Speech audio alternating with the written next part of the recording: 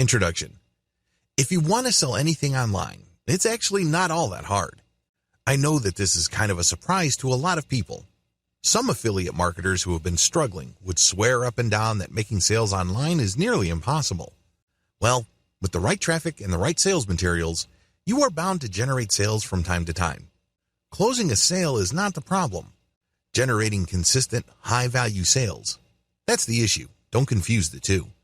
Sadly, even if you are able to master the art of online sales, you may still continue to struggle. I understand that this is better than not generating any sales at all, but if you put in a lot of time, effort, and energy into generating online sales, only to settle for a low, middling amount, you're wasting your time. That's the bottom line. As the old saying goes, either you go big or you go home. The name of the game when it comes to online sales success is return on effort. You heard that right. You've probably heard of the phrase return on investment millions of times before. Return on effort works on the same principle, but there is a slight difference. With return on investment, you are trying to invest as little money as possible while getting as much return as you can. Pretty straightforward, very simple concept. Similarly, if you're going to invest your time, attention, and focus in something, shouldn't you expect maximum rewards as well? This is the whole concept behind return on effort. If you work for yourself, it's very easy to work around the clock for chump change. Believe me, I've done it. It's not pretty. Sure, you're passionate about what you do. Oftentimes, it doesn't even feel like you're working.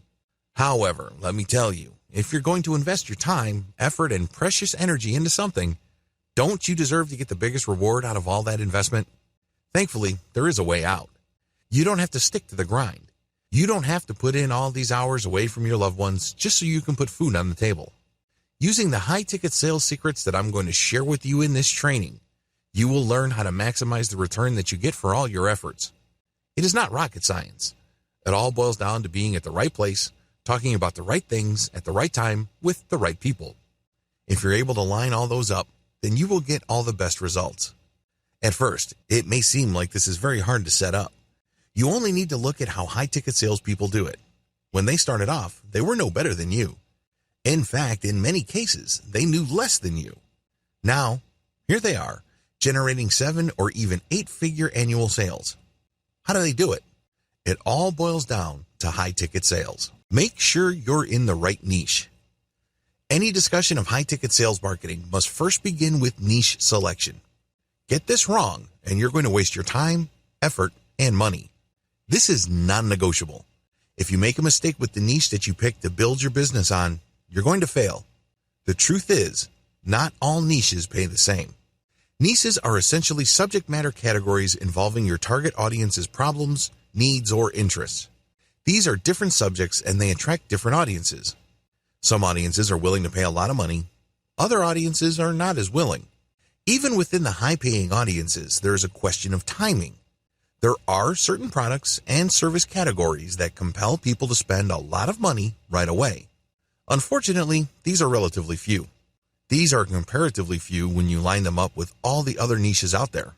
Ideally, this is where you should be. You should look for niches that pay really well and people need to order merchandise or services almost immediately. The reality, most niches pay poorly. There, I said it. Most niches don't pay all that well. Well, this might rub you the wrong way. You might tell me that when you check Google's keyword planner tool, you notice that a lot of niches that you're interested in actually command fairly high PPC pay-per-click figures. My answer is, look closer. If you pay attention to those figures, it turns out that, in many cases, for people to click on an ad that pays that much, they must be really, really interested already. In other words, they have been pre-qualified and they are ready to buy. That's usually not the case. Usually people are interested in a wide range of topics, but they're not ready to buy. They're ready to do a lot of research. They don't have a problem with comparing different sources of information, but when it comes to buying, they're not quite there. This is why I can say with utmost confidence that most niches pay poorly when you look at immediacy. It's not enough that people may pay good money for a particular range of merchandise or a particular type of service. That's not the issue. The issue is how willing they are to pay. Don't build your house on sand. To make matters worse, the best niches, high pay and high demand, tend to get saturated very quickly. It's easy to see why. You need to build your business on a solid foundation. This means that your target niche must be lucrative enough and must have a high sense of buyer urgency. Otherwise, you're building your house on sand. You can build tons of these and end up making very little money. Unless you want to play the volume game, where you are cranking out hundreds of websites, and each of these websites make, at best, a couple of dollars a day, you're going to have to be more careful about niche selection. You have to be systematic and methodical regarding the type of business you build and the platform you choose to convert your traffic. You also have to be systematic about getting the right kind of traffic and qualifying it so it is more likely to convert. All of this boils down to selecting the right niche. You must target the right client. In any kind of market, there will always be audience segmentation. It's easy to think that just because you are targeting insurance as a niche, you can automatically assume you will make a lot of money. On the surface, this seems very reasonable. After all, when you go to Google Keyword Planner tool and load up all sorts of insurance-related keywords, you get really high figures. It's not uncommon for an insurance-related term to pay $30 or more per click. What's not to love? But here's the problem. That market has many segments. Not everybody who looks for insurance online is ready to buy. Not everybody who is interested in buying an insurance policy is willing to pay top dollar. In fact, in many cases, a lot of people looking for insurance would rather pay the least amount of money or take out the cheapest type of policy possible. Welcome to the world of market segmentation. Audiences in what seem like lucrative niches have different needs. They tend to segment themselves. There are people who are willing to pay top dollar immediately. There are people who are willing to pay top dollar later on. There are people who are not willing to pay market rates and are always looking for a bargain, but they are willing to buy now. Finally, there are people who are very cheap and are willing to wait. Which of these audience members would it make sense for you to chase? This is not rocket science. It should be quite obvious. Always be aware of the differences between your target customers. Just because people are interested in the high-value niche you are targeting, it doesn't mean that all your visitors will convert. If this is your assumption, I would not be surprised if you continue to struggle. You're setting yourself up for a disappointment. You have to be aware of the differences between your audience members. And this is not just a simple matter of segmentation or being aware that this is going on. This must affect how you market using content and information online. People who are looking to pay top dollar immediately are looking for certain types of content. You have to address them a certain way. Different audiences need different marketing approaches. Otherwise, you may put yourself in the impossible situation of trying to convert a cheap customer with high-value material intended for top-tier customers. It all boils down to segmentation. This training is all about high-ticket sales. Accordingly, you have to be in the right high-value niche, and you must target people who will not hesitate to pay a lot of money almost immediately. This must be your mantra. This target audience must be your objective. If you are in any way unsure or unclear about this concept, you will end up sabotaging yourself. Your marketing content may not line up with the psychology of high-ticket customers. You end up dropping the ball. Your sales conversion funnel may send contradictory messages that try to appeal to different types of buyers in your niche. Again, when you send such confusing signals, people would end up confused. Let me tell you a simple truth about online sales. When consumers are confused, they can be relied on to do nothing. I've seen this happen a million times before. Somebody sees my advertising materials, they check out my content, they sign up for my mailing list, they get excited about my updates, and they keep coming back to my website. You may be thinking that this is a good thing. No, I see it for what it is. It is a problem. They keep coming back, but they never quite get the messaging that they're looking for. It's obvious that at some point they are ready to buy. They have built enough trust in my brand. That's not the issue. The issue is that among these many different contact points, there are contradictory messages. They can't quite put their finger on it. This is why they're still on the fence. The sad situation I just described happens to a lot of marketers. I'm writing this training because I was able to overcome it. This is crucial. You have to target the right client. It all boils down to segmentation. Blow this and you are going to put yourself in a tough spot. Unlock the power of segmentation so that you can tap into high-ticket sales. The great thing about the issues that I raised in video 2 is that, for the most part, they beg their solution. In other words, you just need to look at the problem and connect the dots. The solution basically comes at you. If you are unaware of the different types of internet users, you can easily find out. You can easily check the segments of buyers or potential buyers in your niche. You can also look at your statistics, or you can research your competitors and see their strategies in attracting potential buyers who are ready to buy.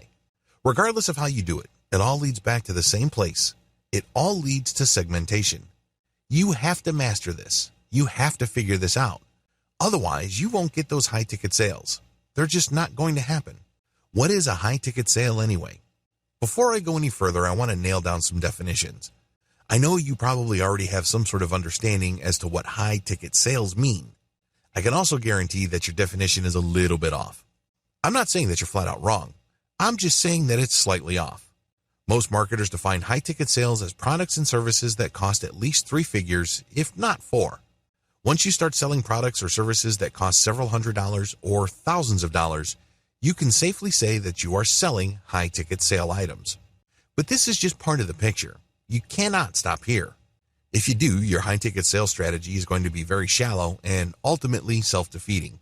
What do I mean by that? Well, if you know that each item you sell in your niche can get you $5,000, it's very easy to build a business that is geared towards just getting that first and only sale. You put in a lot of work, you burn through a lot of time to get that $5,000. Once you get that sale, it's too easy for you to think that this is a one-time sale. You can easily be forgiven for thinking that way because that's how most marketers think. It's a one-time, big-time kind of affair. This is too bad. And this is also the reason why a lot of marketers end up failing later on. The key to high-ticket sales. The key to high-ticket sales involves 2 very powerful components. They impact what you do before and after the high-ticket sale event.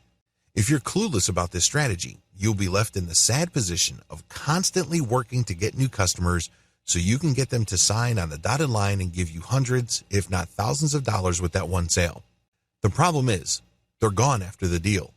They may not have been all that happy, but they may not be so unhappy that they demand a refund. Regardless of how you play it, it's still a one-time, big-time kind of situation. This is a tremendous lost opportunity because when you are scaling up or you're ramping up your relationship with that prospect to get them to buy that high-ticket sale item or service, you are presented with a tremendous amount of opportunities.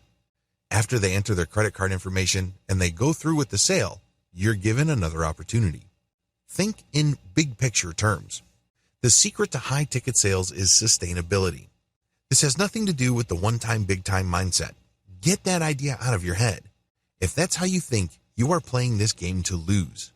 To win in the high-ticket sales game, you have to take care of what the customer goes through before the sale.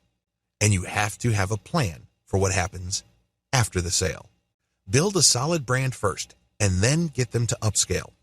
A lot of people who try to sell high-ticket sales items basically think, more like hoping and wishing, that when prospects get enough information, they will finally decide to spend thousands of dollars. It doesn't work that way. Do you understand what you're requiring of the customer? If you're like most customers, it's hard enough for you to buy something that is worth $50 to $100. You would need to see the brand several times. You would need to feel assured about the brand and that the people behind it are not going to rip you off. You probably would expect to hear enough about the brand's products for you to think that this brand or product line is legit. This is what you would expect, at a minimum, as a responsible consumer. The bottom line is, you're not going to buy something that costs hundreds, if not thousands of dollars on a whim. This is not an impulse buy. If you're like most consumers in the United States, a purchase of thousands of dollars is going to set you back quite a bit in terms of your household budget. This is why high-ticket sales marketers set up a scaling relationship with the customer. They go through different types of information to build trust, and then they are sold packages that scale up, depending on need and familiarity. This then culminates or climaxes with the big-ticket sale.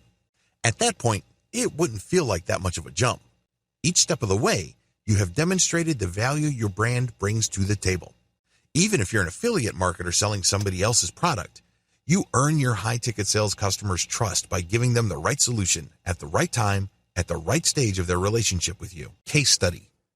I handled the marketing campaign for a company that provided high-value and high-cost MBA admission services to wealthy overseas clients. That niche's target audience are very busy professionals. They don't have much time, and that's why they're ready, willing and eager to pay thousands of dollars at a time for services that they need to get into the world's elite business schools. The first thing that these people are looking for is to determine whether you know what you're talking about. This means that you have to deliver information that establishes three things very quickly. First, you give information that filters your audience members. My target audience members are people looking to go to school abroad for an advanced degree. I don't waste time with why you should get an MBA. I don't waste time with how an MBA can improve your career. My target customers already know the answer. Instead, I wrote about the elite programs out there and how international students can cope with the system and how this leads to networks or contacts. Once I get their attention, they quickly know what I'm talking about because I mentioned statistics.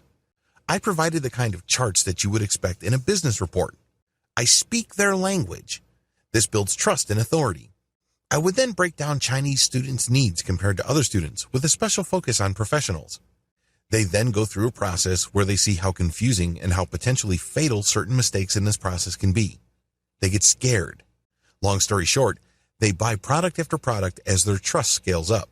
This culminates with the full customized one-to-one package offered by the back-end service I was promoting. That's when the prospect steps up to the $5,000 or $7,500 package. At this point, the price tag is no longer an issue. How come? I walked them through the process where they got so scared about dropping the ball or making a small mistake that they buy insurance. That's why I was able to convert these people like clockwork. Know the big picture.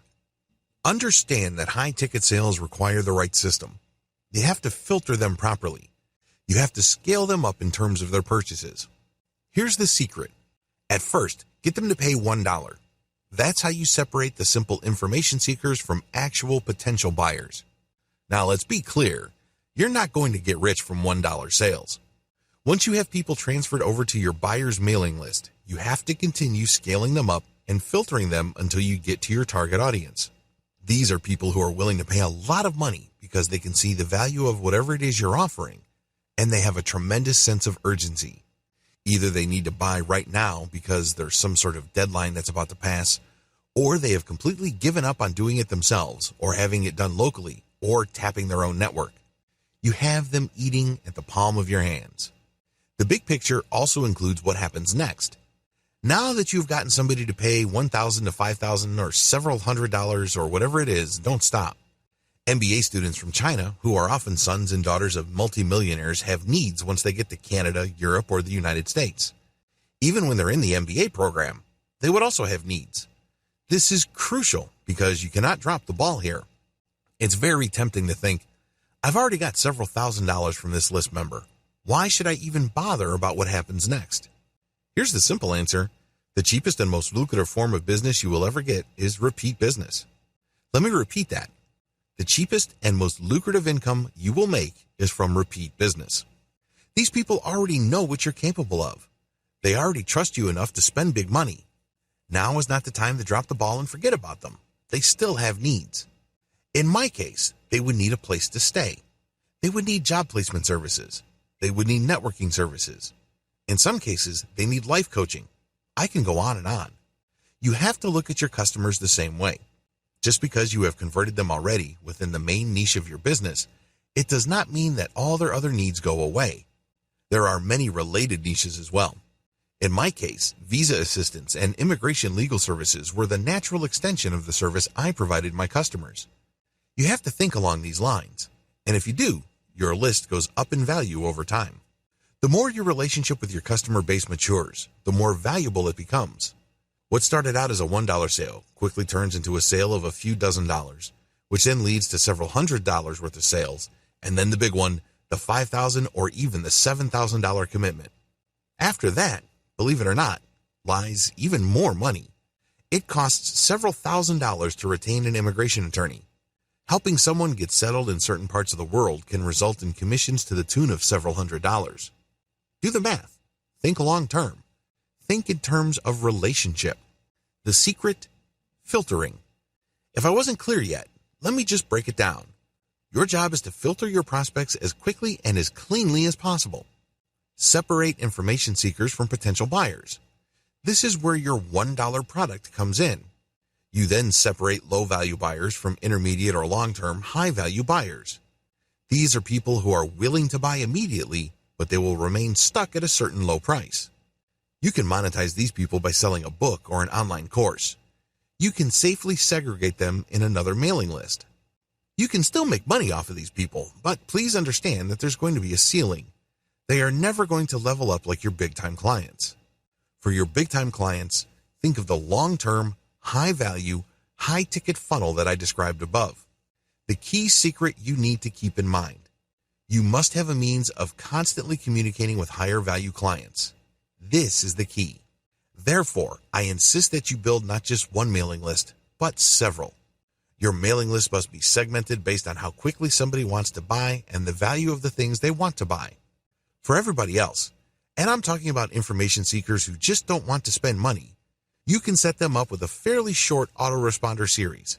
If they don't convert by the 6th email or the 8th email, cut them from your list. Depending on your mailing list service provider, there's no need for you to burn a hole through your pocket supporting list squatters.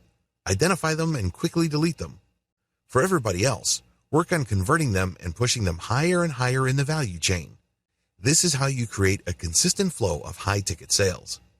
In fact, if you play your cards right, based on the system that I've described above, your mailing list goes up in value over time. The more mature your relationship becomes with your customer base, the more they trust you, and the more they're willing to buy a wide range of directly related and indirectly related products and merchandise. Get inside the high-ticket sale buyer's mindset. A lot of marketers simply do not understand the information that I share in this video. They think that people are robots. They think that generating an online sale is simply all about getting the right product in front of the right eyeballs and nothing else. I'm sorry to break this to you, but there's a lot of psychology at play. The bottom line is, if you want to convert high-ticket sales prospects, you have to think like them. You can't look at the situation purely from your perspective. Let's face it, your perspective is actually simple and straightforward. You want to make money. I get that. Everybody gets that. Who doesn't want to make money? But that's not the issue. The issue is, how do you get your high-ticket sales prospects to separate with their hard-earned cash? Believe me, that's a lot of cash that they're going to be separating themselves from, so you better give them a good reason. Unfortunately, it's very hard to get that reason if you don't think like them. The first step is to choose to think like them. People are not rational. The first thing that you need to wrap your mind around is this simple fact: when people make buying decisions, it's usually not rational. It's easy to think that this only happens within the context of impulse buying. For example, if you go on Amazon Kindle and there's a book that sells for 99 cents, it doesn't really take much thinking because you're really not losing anything. It's 99 cents. If you make the minimum wage in the United States of $7.50 per hour, that's less than 10 minutes of work for 99 cents. It's an afterthought. It's an impulse buy. The problem is, as you go up the cost ladder, it becomes tempting to think that people are not buying impulsively. Get that idea out of your head. The truth is, it's very obvious when somebody's buying something priced at 99 cents compared to something that's priced at $9,000. The reality is, they are operating within the same realm. I am, of course, talking about emotions. In a fairly recent study, researchers asked buyers why they made the decision that they made. They were also asked to fill out a questionnaire right before they bought. According to this study, when people came to their buying decision, they acted out of impulse.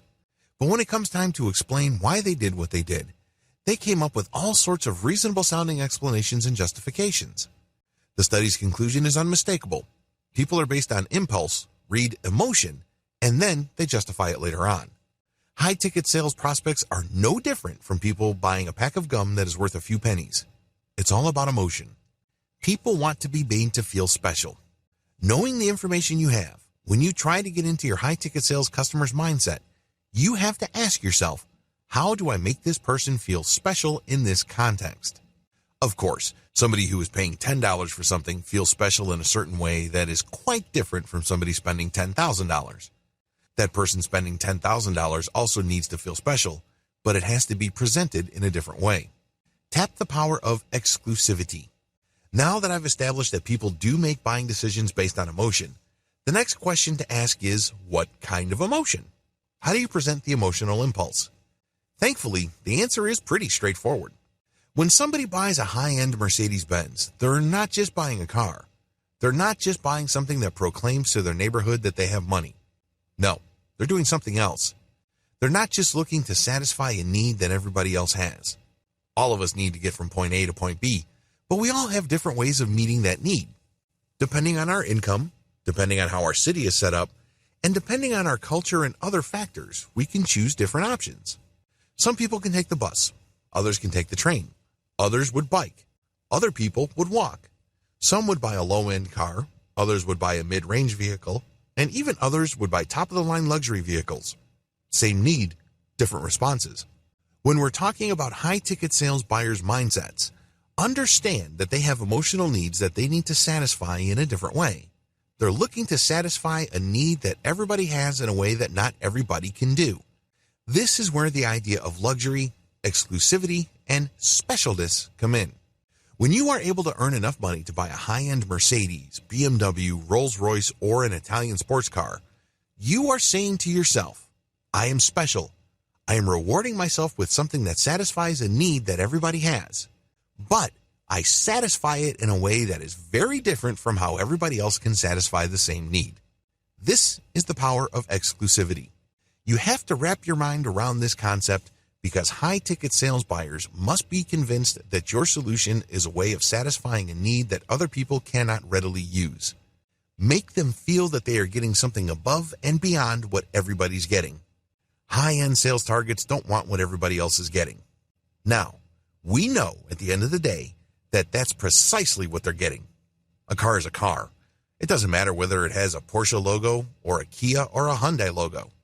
It doesn't matter if your car says Hyundai Eon in the back or has that BMW logo. A car is a car. It gets you from point A to point B. But when you highlight the luxury, the attention to detail, the professionalism of whatever product or service you are pushing, you satisfy a very important emotional need. High-ticket sales buyers are psychologically looking for something above and beyond what everybody gets. That's how you can get somebody to pay tens of thousands of dollars or more for a car. These are not egotists. They're not saying to themselves, I'm better than everybody else. No. In most cases, these people are looking to reward themselves, or they're simply looking for the highest value because they don't have the time to screw around when something goes wrong. This is especially true when you're selling services. The MBA assistance program that I use as a case study in the previous video catered to overseas professionals who cannot afford to drop the ball. That's why they pay top dollar. Get inside your customer's mindset. Look at the sales process and the sales funnel system from their perspective. Get this wrong, and you will end up building a high-ticket sales funnel that somehow, some way doesn't quite work. I'm not saying that you're not going to make a few $1,000s here and there. What I am saying is that you are not building an optimal system. It's 90% there, but it just doesn't produce the outcome that you had hoped for. Conducting a high-ticket sales campaign the hard way. To learn the ropes about anything, it's usually recommended to learn things the hard way. In other words, you go through a whole checklist of items, you pay your dues, and then after you are very familiar with the process, you start optimizing. You keep that up until you come up with a streamlined system that is very different from what you started with. At that later stage, you are able to do things faster, more efficiently, and at less cost. Still, you have to go through the initial stages and basically stumble around, make a lot of mistakes, and feel your way in the dark, so to speak. This is how most people pay their dues. Unfortunately, this is also doing things the hard way. I'd be irresponsible if I did not go through video 7 and video 8 with you, because this is how high-ticket sales campaigns are normally done. Unfortunately, for the vast majority of marketers who go through this process, they get chewed up and spit out. They end up failing. Still, I need to walk you through this before I reveal the secret sauce in video 8. To learn the ropes, you have to pay your dues and do things the hard way. Step number 1, pick a high-value niche. Go to Google Keyword Planner tool and look up the keywords related to your niche. Look up their cost per click value. This should give you a general idea of the value of that space. Now, please review the discussion in video 1 regarding niche valuation. Make sure that the niche you pick is a high-ticket sales niche. Often, things are not what they appear. Step number 2, develop a high-value brand in your target niche. Developing a high-value brand takes quite a bit of work and time. You must put out tremendous amounts of content and check the actual behavior of people interacting with your content. Do they click through deeper and deeper into the guts of your website? Or do they just click through a piece of content and then they bounce right back out? To develop a high-value brand, you must first focus on your winners. These are pieces of content that attract a lot of traffic from the internet. These are pieces of content that push people deeper and deeper into your site. Here's the secret. To build a high-value brand, you must focus on content that engages your target audience members. It's very tempting to think that this is just a matter of popularity. When you look at your statistics, whether it is Google Analytics or StatCounter, it's tempting to just go with the pages that get a lot of traffic. But you have to dig deeper than that. You have to look at where people go. Are people going to content that speak to the needs of high-ticket sales customers? Or are people just getting information, drilling deep into your site for more basic information, and then leaving? It should be obvious to you which you should focus on. Do not just replicate your strongest pages. If those strong pages are not about high-ticket sales, ditch them. Focus on pages that have a high-ticket value or appeal to high-ticket value customers and are also popular. Build on your strengths. Scrap the rest. Step number 3.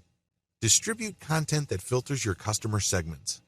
When you build different pieces of content on your website, you use this to filter people based on whether they are your target high-ticket sales audience members or not. You should do the same with content that you share or post throughout the rest of the internet. At this point, I'm assuming that you already know the basics of content marketing. You share content in the form of comments, blog posts on third-party platforms, as well as logger posts and curated material on social media platforms. All of these condition people to go to your website. Your content on your website then serves to filter them and eventually convert them. That's how you play the game, or at least that's how you should play the game. It's really important to make sure that even that outer ring of content in your high-ticket sales niche filters your customer segments.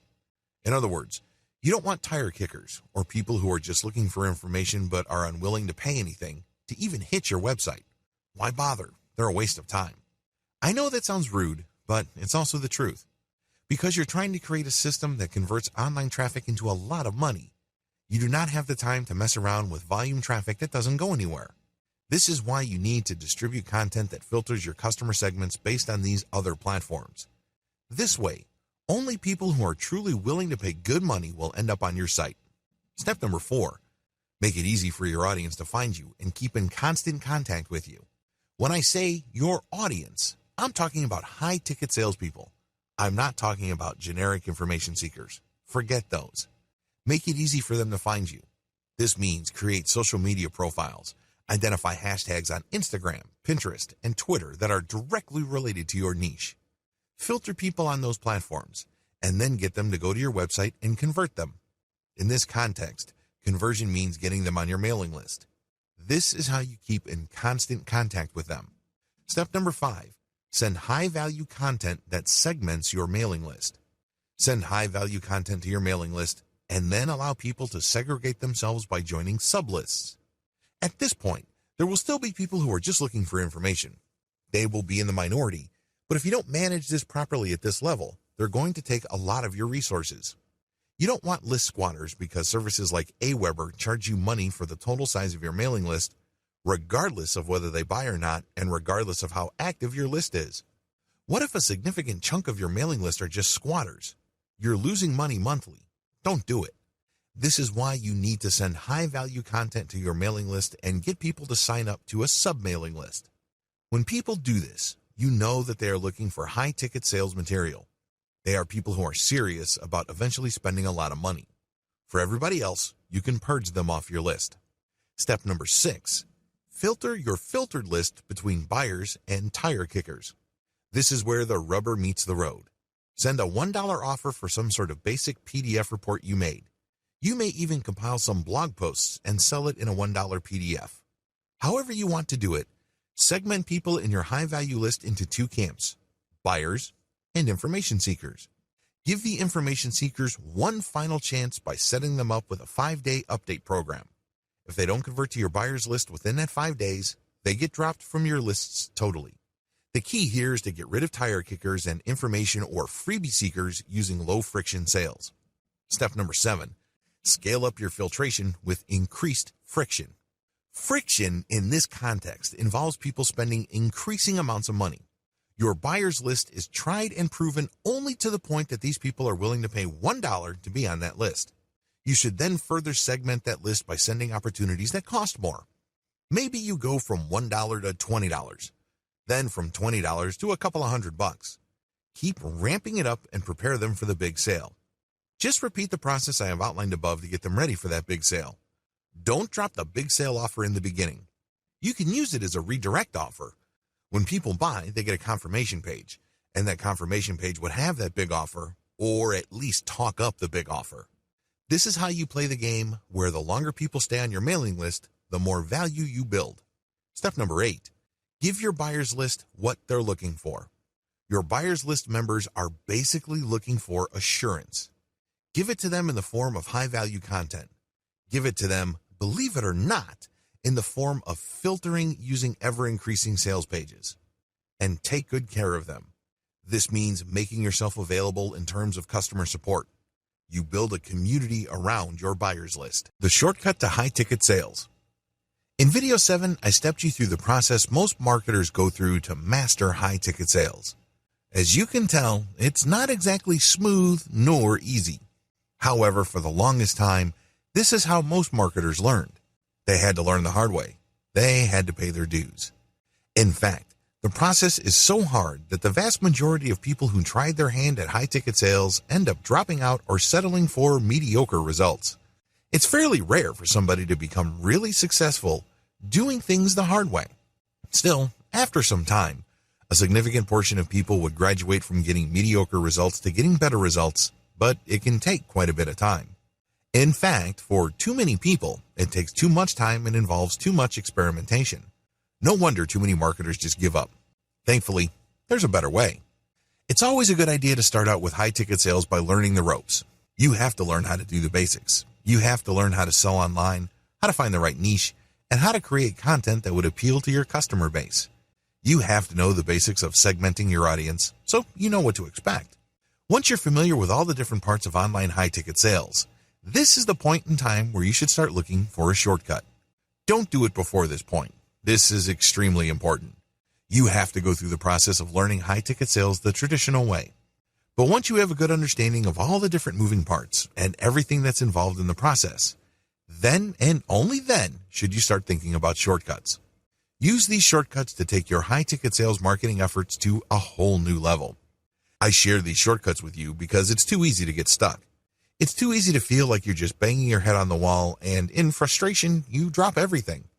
A lot of people who try high-ticket sales or affiliate marketing in general go through this process. A lot of them never come back. A lot of them just quit. I don't want you to be one of those people. While it is important to learn how everything fits together and to have a general understanding of how to sell online, you can't just stay there. You can't continue to stubbornly do things the hard way when there is an easier way available to you. What is this secret? What is the shortcut? It's very simple. Reverse engineer existing high-ticket players in your target niche. In other words, find your competitors, figure out which one of them is successful, and do what they're doing by fitting it into what you know about high-ticket sales. Seems pretty straightforward, right? It is. First, you need to find your most successful competitors. This is pretty straightforward. At this point, you already know what keywords are related to your niche. Enter them in Google. Find as many competing websites as possible. Next, enter the domain names of your competitors into tools like Alexa Site Info. Alexa will give you a rough ranking of your competitor. This ranking should give you a general idea of how well they do in terms of traffic. But you shouldn't stop with Alexa. You should also take your competitor's domain and plug them into SEMrush. SEMrush will tell you how well they're doing when it comes to SEO. Putting all these data sets together, you can get a good idea which of your competitors are getting a lot of traffic in your niche and which ones are struggling. Learn from the winners. Filter your list and focus on a fairly small number of competitors. These should be the runaway winners of your niche. They should leave pretty much everybody else in the dust as far as traffic goes. Again, we're estimating traffic based on Alexa score and search engine visibility provided by tools like SEMrush.com. What to look for? Now that you have your shortlist going, study the following features of your competitors. Their content strategy. What do they write about? What do they focus on? What themes keep cropping up among all your major competitors? Their ads. What kind of ads do they normally show? Do they push services or merchandise or both? Are these ads for high-ticket items, or do they mix in low-ticket items?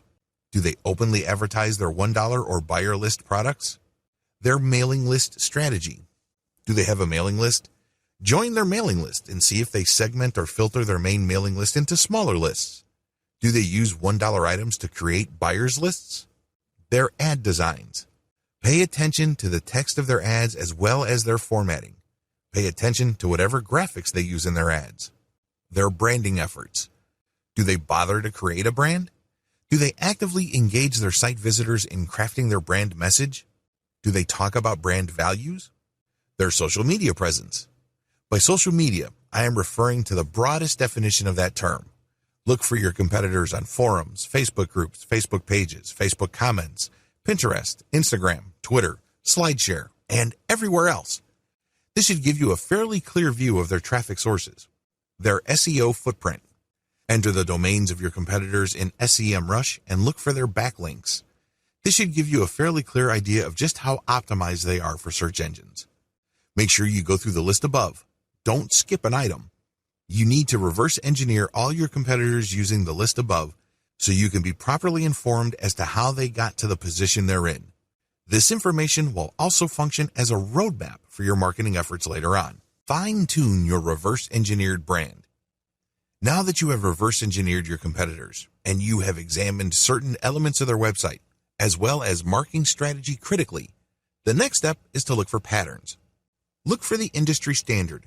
When you look at the content that your competitors publish, as well as their ads, their brand values, and their site layout among others, a certain pattern should emerge. There should be some sort of pattern that you would see that pretty much unites all your competitors. Their sites may look very different from each other, and their content is obviously different enough. But when you look at the themes, topics, and overall design philosophy they follow, many of those sites actually share quite a bit of similarity. Pay attention to this. Use this as industry standard of your high-ticket sales niche. How come? They wouldn't have that commonality if it doesn't work at some level or another. There's a reason why photography services, legal services, certain types of medical specialties share similar design and content patterns. The reason, of course, lies in customer expectation. When customers see that service providers have websites designed a certain way, that's what they will look for. At the back of their mind, that is the industry standard. Look for this industry standard. Your own website, as well as marketing materials, content, and editorial policies and strategies should mirror the industry standard. In other words, when people end up at your website from search engines or social media or other traffic sources, they're not in for a shock. If they have been looking for the kind of merchandise or service you are advertising or promoting, they probably look at other websites pushing the same things. When they end up on your website, they know what to expect, because your website speaks the same graphical and content language as your competitors. This is the industry standard. You gain instant credibility and legitimacy when your website appears to be in the mainstream of your niche. The industry standard can only go so far. Please understand that when you adopt the industry standard, all you are doing is trying to get a head start. Compare this with starting from scratch. You don't know what you're doing. You don't have an idea. So you come up with something new, but that new design may be just so disconcerting and so random to people used to your niche that they may either ignore you or fail to take you seriously. None of these situations is good. This is why you need to get a head start by adopting the industry standard look and content policy. But after that, you have to fine-tune your specific look and content based on how your website actually performs. If you notice that the vast majority of your traffic is excited about a certain type of content, and pages containing the content tend to get more traffic, if you notice this pattern, then shift your content strategy towards that type of content. Drill deep. Become the established online authority for that type of content. This is how you customize your brand based on your actual experience. You're not going to stay with the industry standard. The industry standard just gives you a starting point. From this point onwards, you have to look at the actual performance of your website to help you chart its future. Build up your base and constantly ask for feedback. To build a solid brand in any high-ticket niche, you cannot insulate yourself from your audience. You have to create a community around your content. Look at them as your base. Look at them as your partners. Constantly engage with them. Constantly ask for feedback. Make them feel that they are co-creators of your website.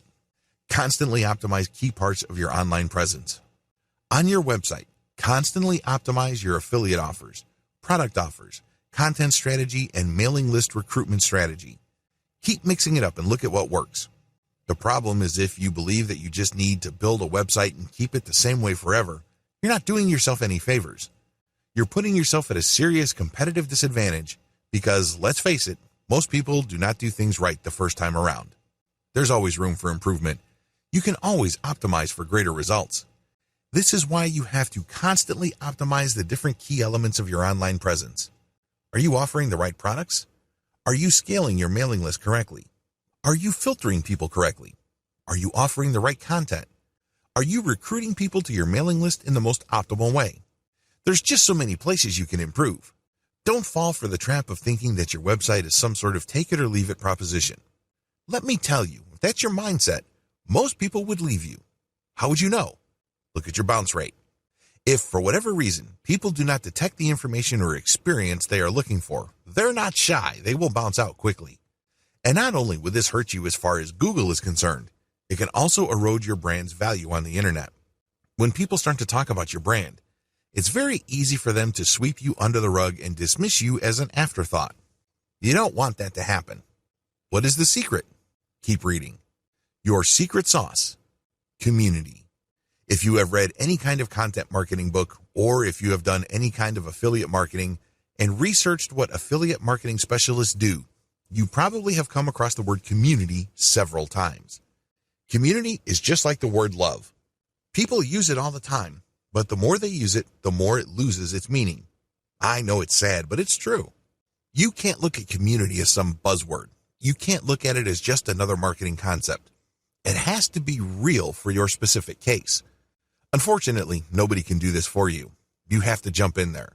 You have to engage with your community members and get them to become emotionally invested in your brand. How do you do this? Well, send updates where you ask people for their opinion and you give out freebies. Don't get nervous. Just because you're giving out freebies doesn't mean that you're giving out money. Believe it or not, in marketing survey after marketing survey, people respond less to dollar incentives than they do to moral or symbolic incentives. Believe it or not, simply giving out a graphic member of the month or mentioning their name in your next email update is enough to incentivize people. Regardless, you have to give them incentives for participating. Make them feel that they matter. I have seen many mailing lists give out updates where they mentioned everybody who would send in any feedback. Even if it's the most ridiculous feedback, even if it doesn't really add anything to the discussion, they still get acknowledgement and recognition. It is no surprise that those mailing lists tend to be successful because a lot of people on the list feel that they matter. They feel that they are being listened to. They feel that they are being validated by the brand that they support. If you are on mailing lists and one mailing list treats you like a complete nobody and you feel anonymous, while the other list mentions you and runs promotions or collaboration campaigns that excite you, which list would you rather stay on? Which list email would you rather check? Which list would you talk about with your friends? It's a no-brainer. When people feel like a number, or they are made to feel like they are another face in the crowd, they're not all that excited.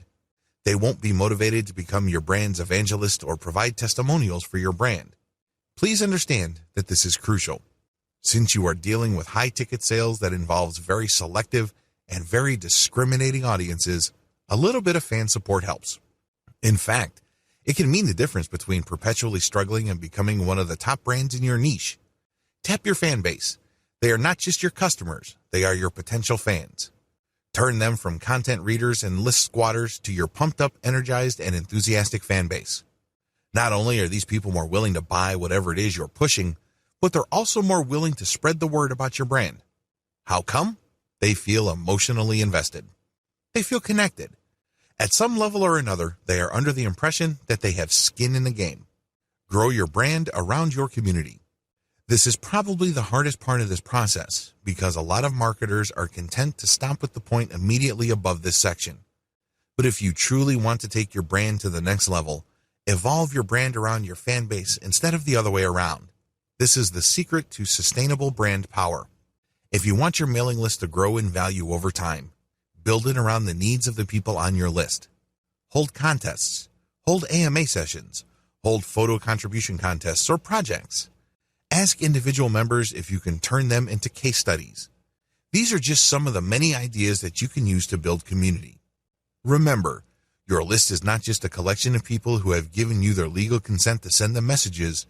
Your list is a relationship. Treat it like one, picking the right high-ticket service or product to sell.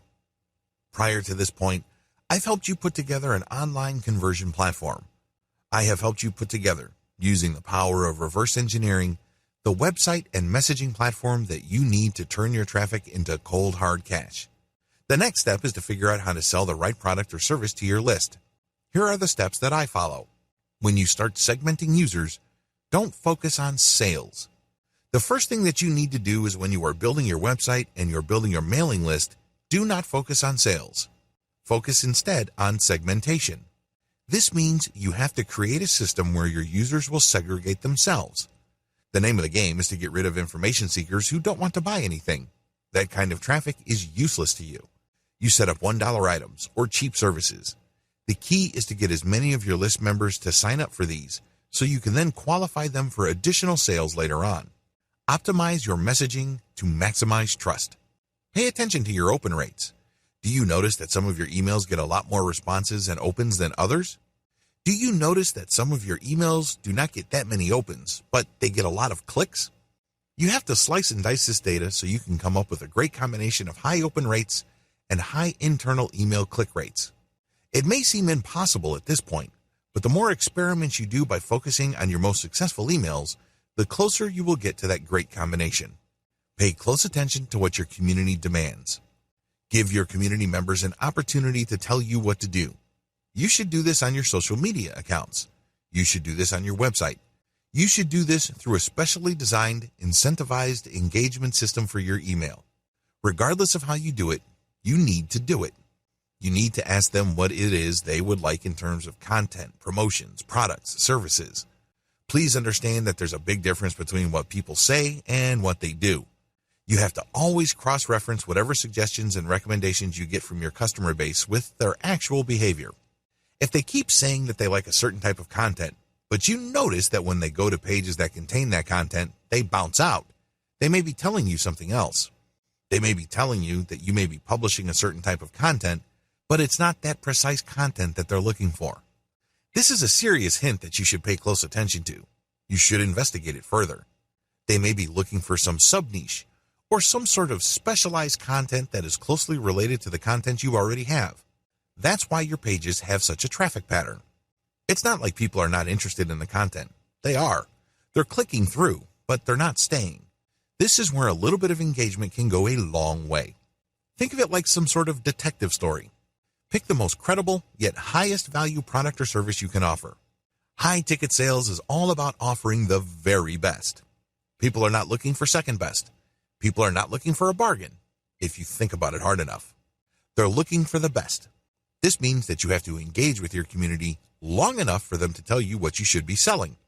Believe it or not, your list members will tell you. They know what they're looking for. In the case study that I mentioned about the MBA program, I was told which graduate programs are the most popular in China. When I took action on that and changed the direction of my content production and editorial policy, my conversion rates went through the roof. Your community eagerly wants to tell you the answers you need to make more money. The only question is, are you willing to stop and listen? Think beyond commission payouts. As I have mentioned in an earlier video, you have to look at the big picture of what you're doing. It's very easy to get blinded by high commission rates. It's very easy just to zero in on that point where you sell a $5,000 service or merchandise package to your customer off your mailing list. It's very easy to just focus on that and then move on to the next customer. If you're doing that, you're wasting your list. I can't emphasize that enough. That person who bought $5,000 of services or products from you can easily do the same if you convince them of another product or service in the future. That's how you make real money with your list. Each and every name on that list wants a relationship with you. Don't blow that relationship using a one-time, big-time mindset. If you think they benefited you by buying a $5,000 item, you haven't seen anything yet. That's just the beginning of the relationship. Keep building that trust. Focus on building and maintaining credibility with your high-ticket sales client base. Treat each and every one of those names like they are made of gold.